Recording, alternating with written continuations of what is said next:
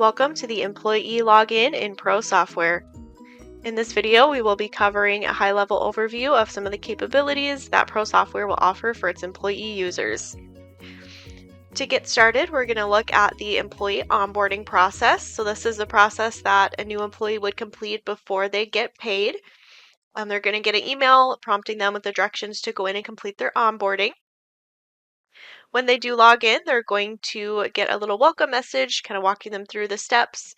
It's pretty basic. They'll click next and go through each page. This is going to collect some of their basic contact information along with all of the forms that we need to get them paid. So things like W-4, I-9, state tax form. This is also completely customizable. So out here we would typically put your client handbook.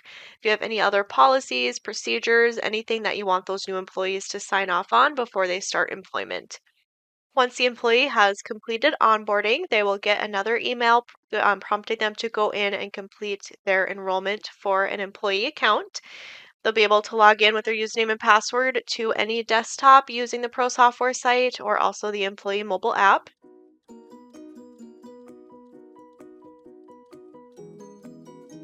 Once they are logged in as an employee, they will be able to do things like view their check stubs, W-2s, clock in and out using the time clock, request time off, make change requests, and much more.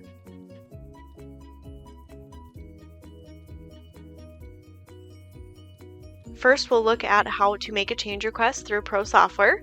So when an employee logs in, they'll come to the My Change Request widget, click New Request. They'll choose the request type, so direct deposit, state or federal withholding. They can also navigate to My Payroll information, and here's where they can make changes to things like their phone number, email, address. It's all very self-service for the employee to go and make those updates themselves. What's great about Pro Software is they can log out here, make those changes as often as they would like, and they do take effect immediately. So if they updated something like their state tax withholding and you process payroll in the morning, it will still get added to that next payroll.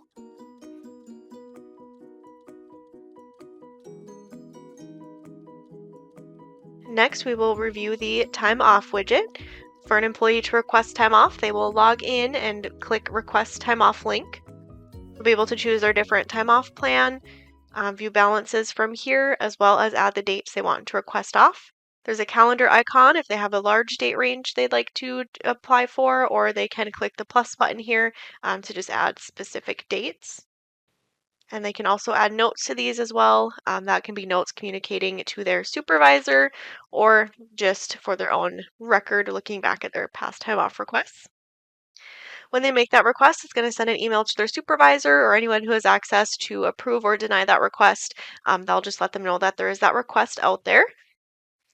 Right from this homepage, employees can also view their current balances. They can see if they have anything that has already been taken, any pending or requested time off, as well as also view future balances.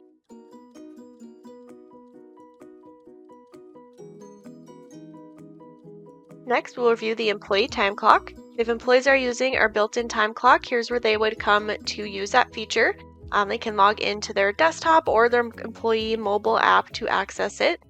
They'll have their in and out buttons depending on their setup. We can also add a meal in and out as well as a transfer button that would let them choose a different department, different job, any sort of tracking level that you would like your employees to choose when they clock in.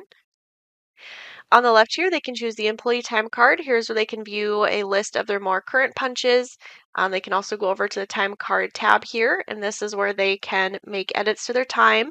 That is an optional feature. If you choose to let your employees do that, they can come out here. They can change their in and out times, enter missed punches. They will be required to enter a note here, and the supervisor will have to approve that change before it will save and run through payroll.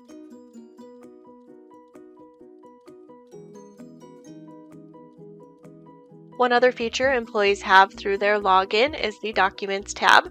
Out here, they can view any documents that you have housed in your employee onboarding. So this would be things like your employee handbook, any other policies, procedures that they would typically acknowledge during that onboarding process, as well as any benefit plan setup documents.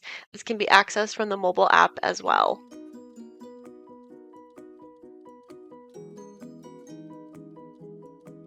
Lastly, we'll go in and look at e-benefits. When an employee is eligible to enroll in benefits, they'll be prompted to log into their employee portal. They can reach that from the side menu here or by clicking on My Benefits right on their homepage. This is available through the mobile app as well. When they click into their e-benefits, they'll go through the process of adding any dependents or beneficiaries and then going through each benefit that is available for them. When they choose a benefit, they'll be able to choose if it's just themselves enrolling or if it's themselves and dependents. The prices will update depending on the selection there. Beneath that, you'll have all of the different options available. You can see the cost per pay period. You can look at the plan details. That'll pull up a PDF with more information for that specific plan. You can also compare plans, and that's just going to give you kind of an overview of all the different options.